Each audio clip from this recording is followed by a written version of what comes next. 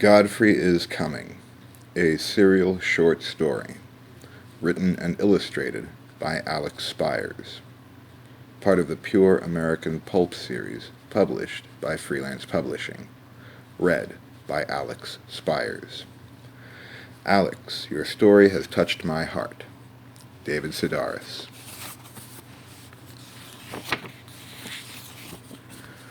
Part 1. Need. Godfrey rolls over in bed, and the light from a late afternoon sunstream strikes his eyes.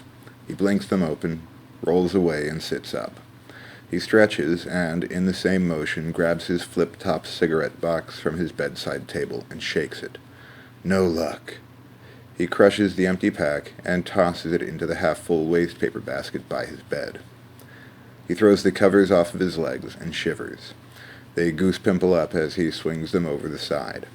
He scratches himself and grabs a blue t-shirt and a pair of gray jeans from a pile of clothes on the chair at the foot of his bed. He puts them on. Downstairs, he snatches his keys from a hook by the front door.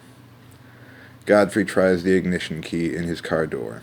He laughs at himself and inserts the right key and turns it. Inside his little red hatchback coupe, he checks his reflection in the rear view. He strokes his dark hair. No change. He yawns and pulls on his seatbelt. Godfrey drives to the grocery store. He picks up a carton of cigarettes, $10 off on sale. Outside the store, he opens the carton and takes out a pack. He pats his pocket. No lighter. Back at his car, he frisks himself again. No keys. They dangle from the ignition. He tries the door, but to no avail. Godfrey goes back into the store. No lighters? He buys a box of 1,000 matches and uses one to light up his first smoke of the day. He sits on his hood beside his boxes of smokes and fire. He takes a heavy drag and flips through the cards in his wallet. As he reads a number into his iDroid smartphone, the cigarette's butt dangles from the corner of his mouth. He coughs. The moral of this chapter is waste not, want not.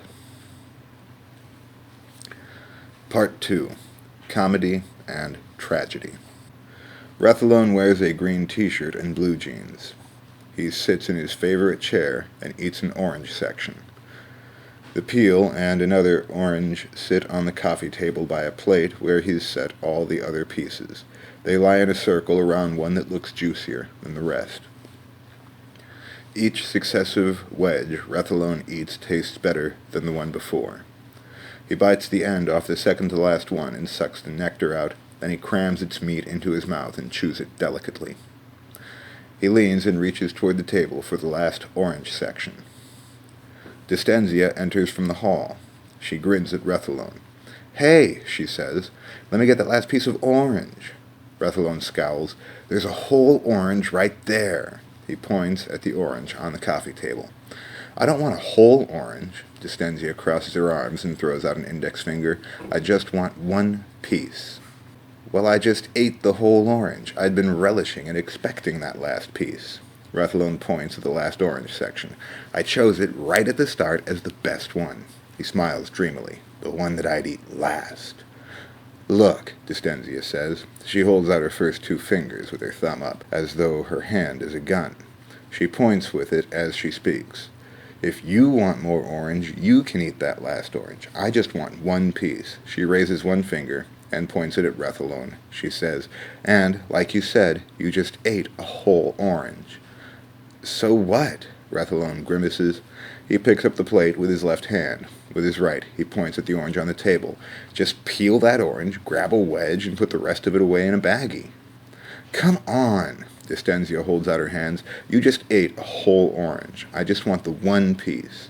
She claps a hand in the middle of her chest and palpates the red fabric of her shirt like the beat of her own heart.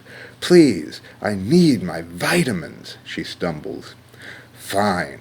Rethalone rolls his eyes. He holds out the plate to Distenzia. He says, "Here, take it." "Thank you." Distenzia grabs the piece of orange and pops it into her mouth. She chews noisily as she plops down on the sofa. She swallows and leans forward. reaches across the coffee table, and grabs the last orange. She smiles and leans back and starts to peel it. Rethalone scowls. Fine. He slaps his hands against the arms of his overstuffed chair and pushes himself up from the seat. Let's go to the grocery store. What for? Distenzia tears a chunk of peel from the orange. We need more oranges, Rethalone says. He walks to the door and turns to Distenzia. You coming? Distenzia gives him an orange peel grin. Rethalone scowls at her. Moral of this chapter is, once bitten, twice shy. Part 3. Godfrey versus the tow truck. A wrecker pulls up in front of Godfrey's car, and the driver climbs out. Godfrey jumps off his hood and watches him. He scratches himself and tucks his hair up under his cap as he walks to Godfrey. The junkyard man asks, What's a need? He spits. Godfrey grins. Oh, thank God you're here. He holds out his hands so his palms face each other and shakes them toward the junkyard man as he approaches. Godfrey waves a hand at his car. I got myself locked out. I feel like an idiot. Can you jimmy it open or something? The junkyard man passes Godfrey. Locked out, huh? He sets a greasy hand on the hood and leans down to the car and peers inside. He says, Might have to break a window. Godfrey grips his chin. Oh, no. Oh, yeah. He turns to Godfrey. Newer cars got all kind of anti-theft protection to prevent Slim Jims and lock tampering. He looks back inside the car. Hey, I found your keys. Yeah, Godfrey shakes his head. I left them in the ignition. Yup. The junkyard man stands straight and walks over to his truck. I think I can get you back in, though. Really? Godfrey grins. You think you can unlock it? The junkyard man leans over the bed of his truck. He bobs his head as he says, We'll just see what I can't do. He stands straight and holds up a large crowbar. Godfrey frowns. What are you going to do with that? Oh, this? The junkyard man looks at the pry bar and back at Godfrey. He steps toward the little red coupe and goes around to the passenger side. He shakes his crowbar at Godfrey and says, Don't you worry about this. Godfrey runs around to the passenger side of his car. Well, wait, what are you going to do? The junkyard man grips the door handle and raises the pry bar into the air. I'm going to do this, he says. Godfrey ducks away and hides his face in his hands. The junkyard man pulls the latch and opens the passenger door. He leans inside and retrieves Godfrey's keys. Godfrey looks. His eyes go wide. What the? He points at the open door. How did you do that? The junkyard man hands him his keys. Your passenger door was unlocked. He walks back to his truck, tosses his crowbar in on the passenger side, and leans in after it. So, wait, Godfrey runs to him. What just happened? The junkyard man leans out of his truck's cabin and holds a clipboard out to Godfrey. Sign here. It'll only be $45 for me coming out here since I didn't actually have to do anything. Whoa! Godfrey holds his palms out and backs away from the man. I'm not paying for anything. You didn't do anything. I know. I just said that. He points his pen at Godfrey. But you called me out. He points at himself. And I came out. He clicks the pen on his clipboard. So that's $45. He marks an X on the clipboard sheet and holds it along with his pen toward Godfrey. He says, Just sign. Godfrey holds up a finger. Hold on. He goes into his pockets and digs out his wallet and his iDroid. He leans against his car's front-end panel and slams the passenger door shut. The junkyard man steps up and asks, What you gonna do? Godfrey goes through his wallet and gets out the card for the towing company. What am I gonna do? He points his phone at the junkyard man and says, I'll show you what I'm gonna do. He reads the number into his phone and sets the earpiece by his ear. A dance chorus about sexy pants exudes from the junkyard man. He stands straight and pulls his own iDroid out of his pocket and answers it. Willis wrecking. Jim Willis speaking. Godfrey's face goes pale. No. He shakes his head. No. Mr. Willis looks at Godfrey and says into the phone, Look, you can either pay me or I can take your car. He points the clipboard at his wrecker. I got a tow truck, you know. Godfrey holds his phone against his cheek, his forehead crinkles, and he glares at Mr. Jim Willis. And the moral of this chapter is, the gods help those who help themselves. Part 4. The Attentions of a Nurse. Fogarty sits in a hospital emergency ward near the ambulance bay entrance. She talks on her iDroid. "Yeah," she says into the phone. "Sure, come on down and pick me up." She leans back and laughs. "I know you don't drive. We'll take the bus." She leans forward. "Ooh," she slaps her knee. "I heard a great variation on Heracles and the ox cart. It's one of Aesop's fables." She stands and looks out through the ambulance bay door. "It's pretty short. I could tell it to you." "Okay." She sits back down and reclines. "There's a man driving an ox cart down the road, and it goes off into the muddy ditch." "No, this is Heracles and the ox cart, not the variation." "Okay." So the man is sure his cart won't move, but he doesn't check. So he jumps down onto the road, drops to his knees, and prays to Heracles. "No, Hercules is Roman. This is the Greek Heracles." "Right." So he prays to Heracles, and Heracles comes down from Olympus to the man and his ox cart in the ditch. The man asks him for help. Heracles asks if the man had tried to move the cart on his own. The man says no, he just dropped to his knees. An ambulance beeps outside as it backs up to the bay door. "Listen," Fogarty says into the phone, "I have to go." She jumps up to her feet. "The moral is that the gods help those who help themselves." "I love you too. Gotta go." She tucks the phone machine set into the pocket of her gray scrubbed trousers and runs to the ambulance bay door. And the moral of this chapter is, a rolling stone gathers no moss. Part 5. Hermits. A smile sits on Questor's face. He hangs up a payphone receiver against a tree trunk and takes off his straw hat. He carries it with him to the cafe counter. A beaver, behind a hollow log, asks if he'd like anything from the deli case. Questor shakes his head. "Just a bagel," he says, "and some coffee, too." "Coffee is self-service," the beaver tells him. "Free refills, too." It grins. "Oh?" Questor says. He looks around and asks, "Where?" The beaver points just behind Questor. "Right there," the beaver says. "Help yourself." It grins again. Questor nods. He turns and grabs a mug from the coffee service table. He compresses the push-button siphon pump on a vacuum bottle, the label to which reads, "House Blend," and decants the dark brown fluid into his cup. Then he seasons it to taste.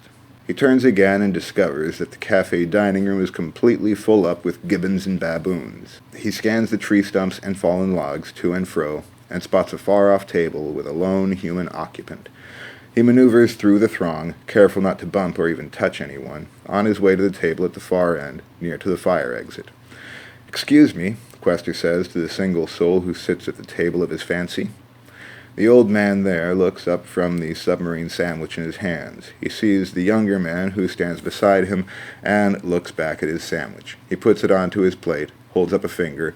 He wipes his mouth with his napkin and holds it in front of his mouth while he chews and swallows. Then he puts it down beside his plate and looks back at Questor. He says, "Yes?" "Excuse me," Questor repeats. "Would you mind if I sat with you?" He gestures at the dining area. "This place is packed." "Sure, sure." The old man waves a hand toward the empty seats that face his table. "Feel free," he nods. "Sit." "Thank you," Questor smiles. He sets his coffee on the table and pulls out the chair on the old man's left hand. He sits and places his hat behind his coffee on the tabletop. The old man says, "That's real polite of you." He picks up his sandwich and bites a small mouthful from it and again chews behind his napkin. After a moment he says, "You know, most people are rude." He smiles. "It's rare to come across someone so polite." "Oh?" Questor says. "I wouldn't say there's anything special about just asking to sit down." "No, it really is very polite." The old man leans forward. "A lot of people would have just taken the seat, then pretended I wasn't even here." He sets his elbows on either side of his plate. "Here we are." The beaver from behind the counter sets a salad plate that holds a bagel and a lone pat of butter in front of Questor. "Enjoy." It grins. Questor looks up at the beaver. "Thank you," he says, but it turns its back and doesn't hear. "You know," the old man goes on, "some people actually wouldn't have noticed me at all." Questor takes a bite from his bagel and chews it as he stares at the man. He leans into the table as he speaks. "People got cell phones stuck to their ears and they talk to voices inside their heads that only they can hear, and they get so upset when you try and interrupt." Questor takes a loud slurp from his coffee. The old man laughs. "Just like that." He leans back. "And they act like you're stupid if you think they were talking to you." He picks up his sandwich again and bites another hunk from it. He sets the sub down and raises his napkin up in front of his mouth before he starts to chew. Quester says, "I know what you mean." He takes another sip of his coffee and glances away. All the other diners chatter all around him. They fling feces at one another and bark out a sharp din. Quester turns back to the table and takes another bite of his bagel. The old man sets down his napkin and stares at his sandwich. "Most of the people I know are hermits, I'd have to say." Quester picks up his coffee cup and raises it close to his mouth. "Hermits?" He takes a sip and puts the cup down. "Yes, hermits." The old man picks up his sandwich again and stares as though he contemplates its existence. "Folks who look to people like you and me like they live in this city." He shakes his head, "but they don't." He puts the sandwich back down and faces Questor. You say hi to him, try and talk to him. Even without their cellular phones and MP3 and MP4 devices and mobile text devices and whatever else kind of electronic devices they got, you just try and talk to them like humans, and they're a million miles away. He upturns his palm and waves it toward the ceiling.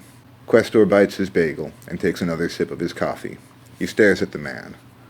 Folks lost in their own worlds inside their heads, unwilling to accept or admit that there's other people, human beings, standing right there beside him. He picks up his sandwich.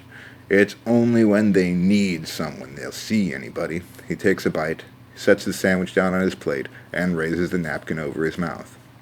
The server from behind the counter comes back around. He sets a slip of paper beside Questor and another beside the old man. "Is everything okay? You're enjoying everything?" "Yes," Questor says. "Thank you." The old man nods. From behind his napkin he says, "It's delicious." The server grins. He walks to the next table and delivers a bill to the people there. The old man puts down his napkin. "You tried to talk to him before." He points a thumb at the server. "You try to thank him." He crosses his arms. "He didn't even see you, but now he needs your money, so he knows you're there." He sets his elbows on either side of his plate. To people like him, everything's just a wilderness. No buildings or cars anywhere. It's all just them and the voices inside their heads. It's as if they're blind or deaf or both or something. He picks up his sandwich. All they see is their own self and the forest around him. He takes another bite. Questor puts the last piece of bagel in his mouth. He chews it and washes it down with coffee. He leans left and digs his wallet from the back pocket of his khakis and leaves a $5 bill. He stands and glances around the room. People chat and eat dinner. "Thank you," Questor says to the old man and puts his billfold away. "You offered a very pleasant, interesting, and thought-provoking conversation." He holds out his hand. "I was Questor." The old man smiles. "See, that's what I mean. Polite. I was Hermes." He shakes Questor's hand. "Have a wonderful day." "And you too." Questor smiles and puts on his hat. As he walks toward the exit, he bumps into a half-bald man with a dark, bushy beard. Questor holds up his hands. "I'm sorry." "You're sorry?" The man scowls. "You know that song Bobberam?" Questor scowls back. "You mean Barbara Ann?" "Nah, Bobberam. You know, Bobberam." "Well," Questor rolls his eyes. Yeah? The man's eyes light up. He smiles. "Well, I'm Lucis Naturae. I wrote that song." "Oh, yeah?" Questor smiles. "Really?" "Yeah." Lucis Naturae frowns. "But then those bastard village people went and ripped it off from me." "I thought it was a Beach Boys song." The cafe fades away. "No." The hermit slams his fist against a boulder. "It's my song. It's not their song. It's not their song. I wrote the song. They stole the song." He slaps his chest. "It's my song." "Oh." Questor's eyes widen. The walls dissolve into forest. The hermit, Lucis Naturae, sneers. "I won't rest until they're all dead. So I've been awake all this time." He nods. "What?" Questor frowns. "Are you going to murder them?" "What? No." Lucis Naturae shakes his head. "I couldn't hurt a fly. I've just been waiting for them all to die." "Oh, okay." Questor backs up. "Hey, you have a good day." He turns toward the exit. "Yeah." Lucis Naturae scoffs. "Nice talking to you." Questor pushes a branch aside and walks out of the clearing. And the moral of this chapter is, together we stand, divided we fall. Part 6. The Untended Victims of an Accident. A tow truck passes Rethalone and Distenzia as they walk up an empty sidewalk. Distenzia turns to Rethalone on her right, and she says to him, "Did you ever notice that people never seem to pay attention?" Rethalone holds out his left hand. I always pay attention to you, and you'd have to pay attention to have noticed it. No, Distenzia shakes her head. She turns to the road and steps into it. Rethalone stays to her right and keeps his eyes on her. I mean, Distenzia says as she walks across the street, people never pay attention to the stuff around them. How often do you look up, for example? Rethalone cocks his eyebrow. Why would I want to look up? Distenzia throws her right hand into the air. Why would you want to look in front of you? The two halt and look up. Godfrey looks down at the dashboard ashtray and puts out his cigarette. Its cherry burns on, so he dabs at it with the cigarette butt. When he looks up again, Rethalone and Distenzia stand in the middle of the road, in front of his car. They look straight up. No way! Godfrey honks his horn and stomps on the brake pedal. As the car skids in the street, it scoops the Skywatchers up onto its hood. Rethalone flips upside down and hits his head against the windshield wiper. His legs settle on the car's roof. He feels like every part of his body has been punched all at once. Distenzia's face and shoulders plant against the hood, and her torso folds backward. Her knee smashes into the side of Rethalone's head. As the car comes to a complete stop, Distenzia's body rights itself and she flies backward into the road. Rethalone slides across the windshield. He rolls down the hood and into the road. Godfrey stares out through the windshield for a moment. A smear of blood stains his field of view. No fantasy. He looks down at his foot on the brake pedal. He looks over his hood at the road. There someone lies. No dream. He throws his door open and tries to get out.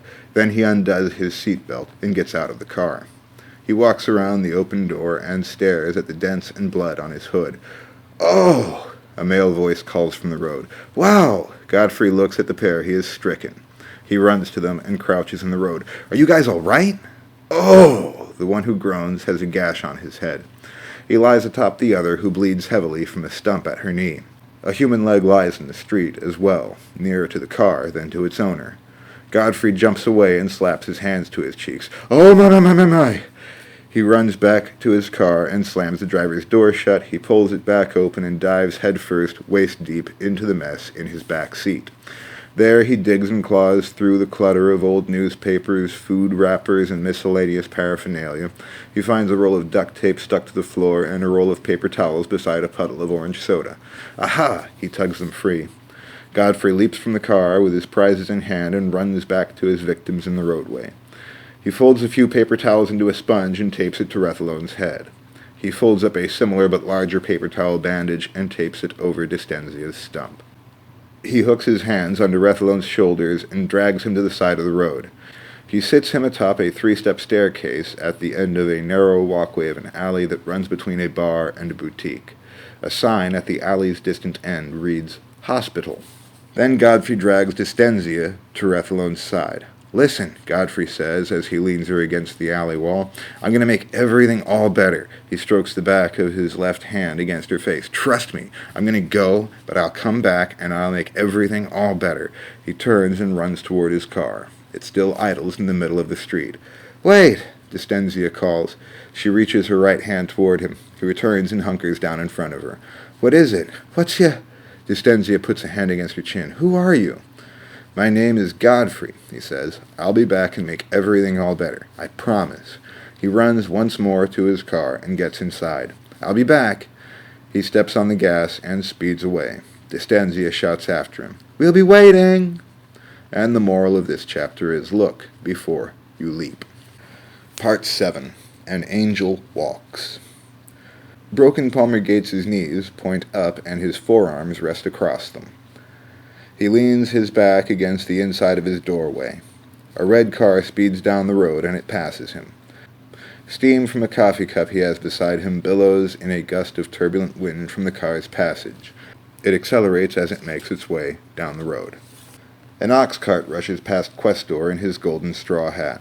He walks along a smoky mountain trail and sees a groundhog between two trees beside a puddle. He looks again and realizes that he walks down a street, not through a forest. He sees that the trees are a doorway, the puddle is a coffee cup, and the groundhog is a man.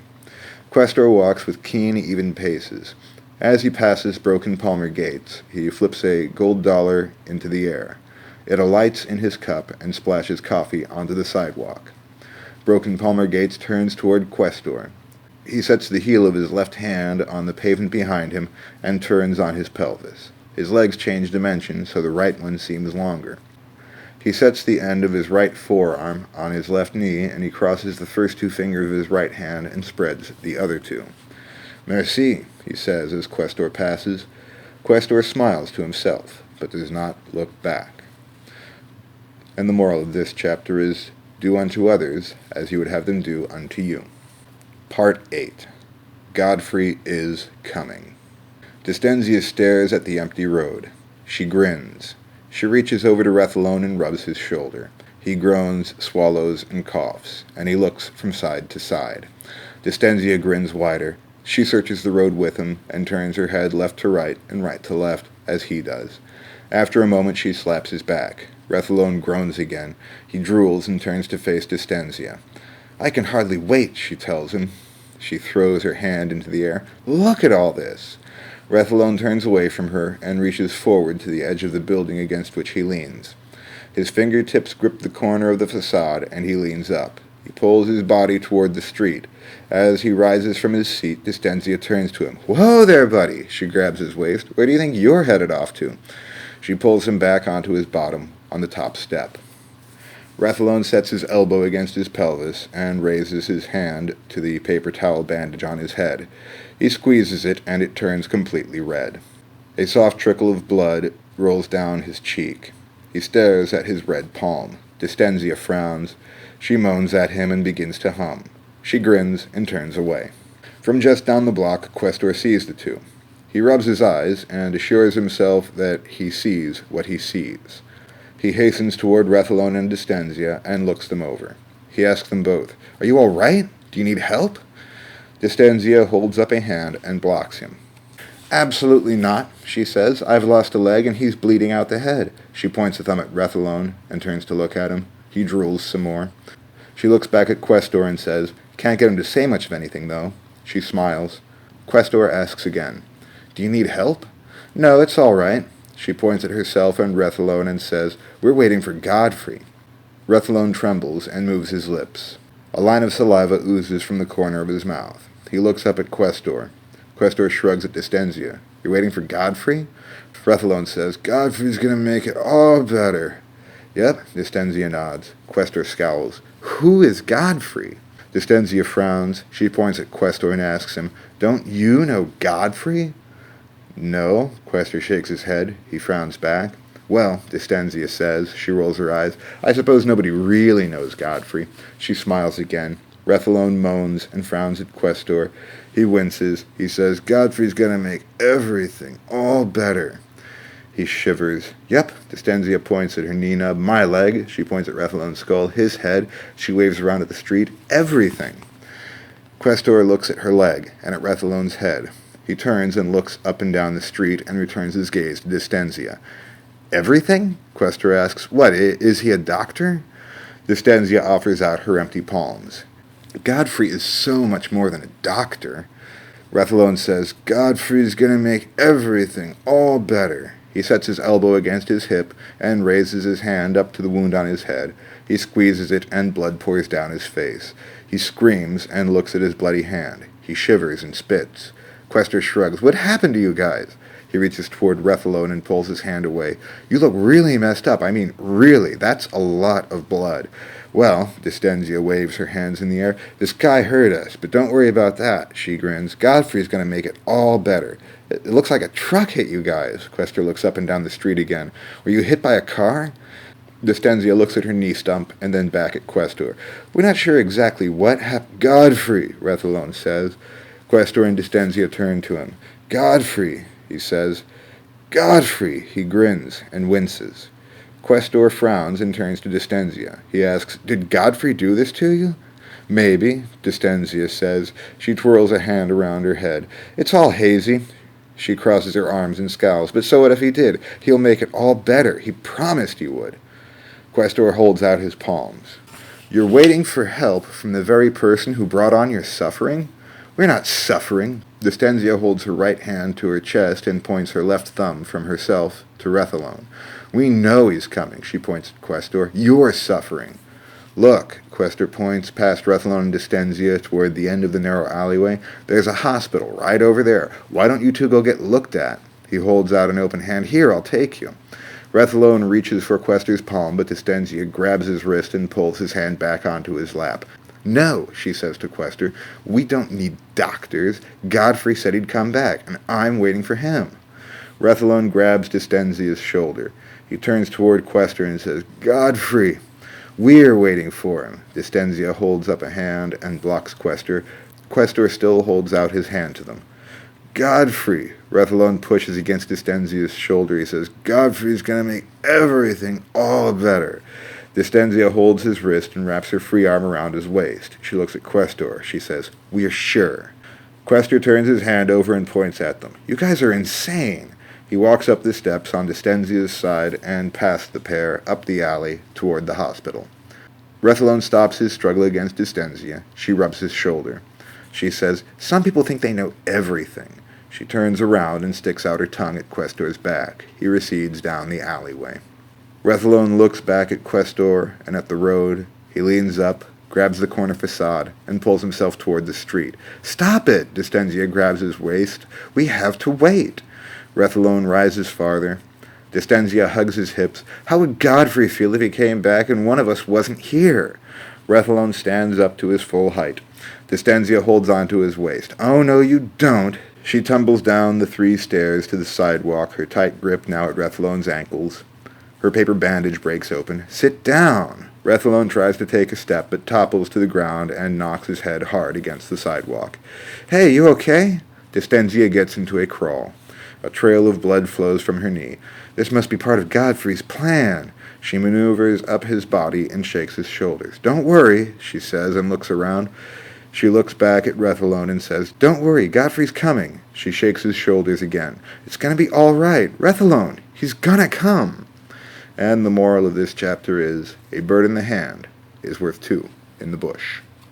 Part 9. Red from Red. Godfrey speeds along a road in despair. Shut down businesses with boards up across the doors zip past his car. He pulls into a car wash and washes the blood from his hood and windshield. Then he washes his entire car. He looks around. No witnesses. He puts a human leg into the trash can, gets back in his car, and drives away. Godfrey drives his red coupe into his own neighborhood at a nominal pace. As the sun begins to set, he pulls into his driveway, up to the garage, and parks his car inside. No problem. With the push of a button, Godfrey closes the garage door. He shivers in the cold garage as he walks to the kitchen door. Inside his house, Godfrey slams the door and leans against it. He takes soft, deep gasps and slowly droops to the tiled floor. He cries. And the moral of this chapter is, actions speak louder than words. Part 10.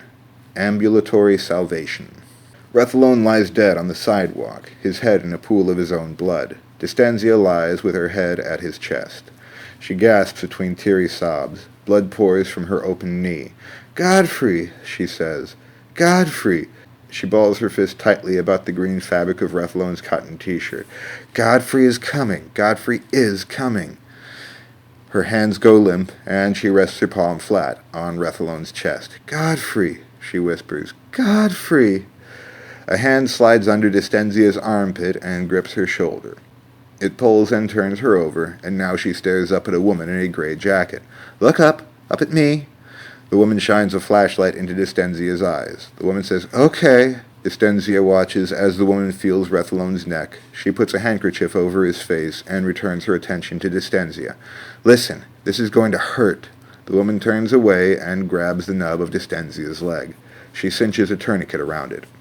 Distensia cries out as pain buzzes from her leg and up into her brain. That's going to stop the bleeding. The woman grips Distensia's chin and speaks into her eyes. Listen, she says, it's okay. You're going to be okay.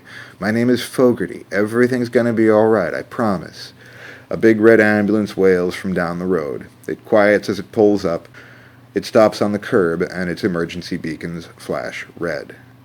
And the moral of this chapter is, don't put off until tomorrow that which can be done today. Part 11. The gods answer all who listen.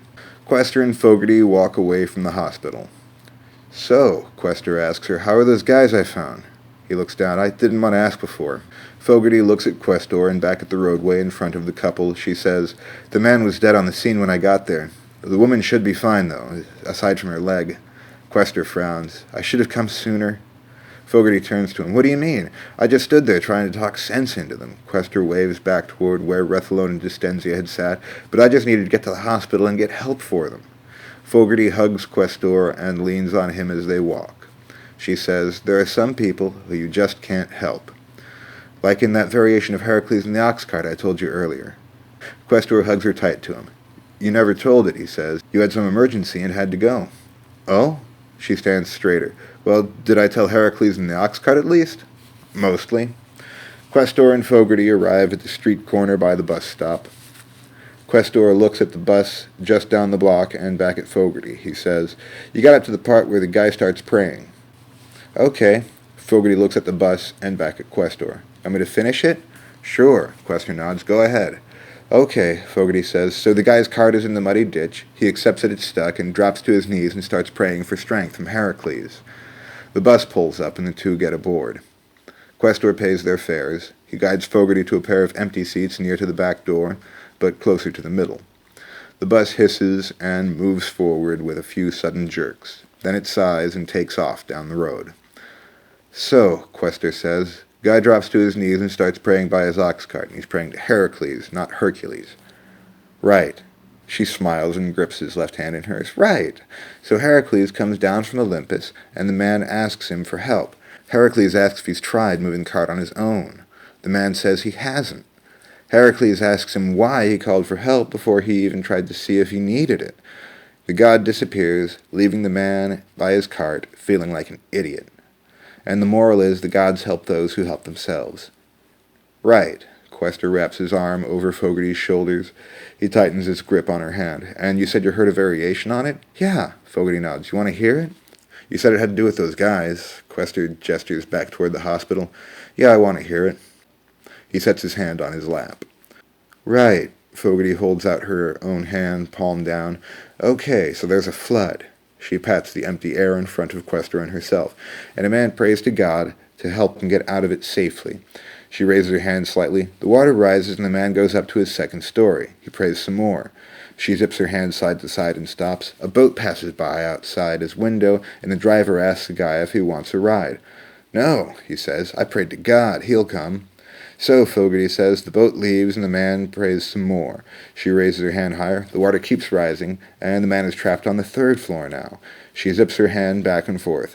Another boat comes by his window, and the driver asks the guy if he needs a ride. No, he says, I prayed to God. He'll save me. So that boat leaves, and the man prays some more. She lifts her hand higher. The water keeps rising. Now the man's on his roof. She zips her hand side to side again. Another boat comes along. That driver asks if the guy wants a ride. No, he says, it's all right. I prayed to God. He'll get me. So that boat leaves. Fogarty lifts her hand higher still. The water rises and the man drowns. She drops her hand to Questor's thigh. He dies and goes to heaven. She lifts her hand and waggles her index finger. The man meets God. He asks God why, if he prayed so much, God didn't help him. She steadies her hand and raises 3 fingers. God replies to the man, I sent 3 boats. She grins. Questor laughs. Fogarty says, so that's it. The gods help those who help themselves. Questor takes Fogarty's hand to his. I love you, he says. I love you too. They embrace for a moment and kiss. And the moral of that chapter is, stop and smell the roses. The end. So Zero Skull says Brian Greene is a charlatan. Thank you, Zero Skull. I appreciate that.